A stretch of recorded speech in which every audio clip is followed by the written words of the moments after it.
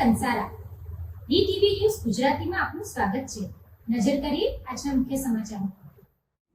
રાજસ્થાનના ઉદયપુર ખાતે કંચન સેવા સંસ્થાન દ્વારા 11 મુખી અને 84 ફૂટ ઊંચા હનુમાનજી મહારાજના મંદિરનું નિર્માણ કરવામાં આવી રહ્યું છે। ત્યારે કંચન સેવા સંસ્થાન દ્વારા 21 ફૂટ લાંબી અને અષ્ટધાતુથી બનેલી પવિત્ર ગદાની ઐતિહાસિક ગદાયાત્રાનું આયોજન કરવામાં આવ્યું હતું। આ પવિત્ર ગદાયાત્રા છેલ્લા 2.5 વર્ષથી ગુજરાતભરમાં ભ્રમણ કરી રહી છે અને આ ગદાયાત્રા સમગ્ર ભારતમાં ભ્રમણ કરવાની છે।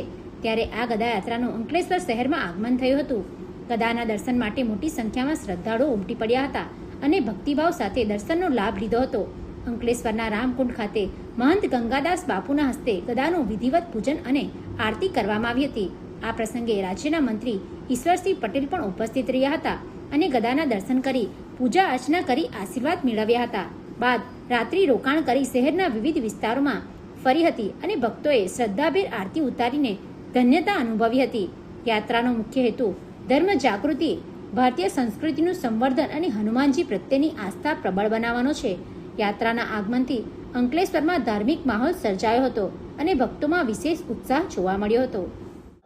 राजस्थान उदयपुर से हनुमान धाम की 21 फीट की गदा यात्रा संपूर्ण भारत की यात्रा कर रही है, जिसमें उदयपुर में 84 फीट प्रतिमा व 11 मुखी हनुमान धाम का निर्माणाधीन है।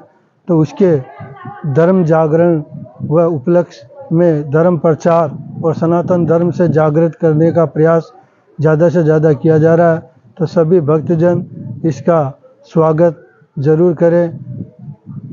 और आज 2.5 साल में अपने अंकलेश्वर में पहुंची है, तो सभी भक्तों ने हर्षोल्लास के साथ स्वागत किया है। और ये 10 साल का प्रोजेक्ट है, जिसमें 7.5 वर्ष तक ये और पूरे भारत देश में घूमेगी। फिर उसके बाद अयोध्या जाकर के उदयपुर में जो 84 फीट प्रतिमा 11 मुखी हनुमान जी निर्माणाधीन है, उनकी प्राण प्रतिष्ठा के साथ इस अष्ट धातु से बनी पवित्र गदा का जो 21 फीट की गदा संपूर्ण भारत की यात्रा कर रही है, जो प्राण प्रतिष्ठा के साथ लगाई जाएगी। जय जय श्री राम। Pintu Modi, DTV news, Ankleshwar.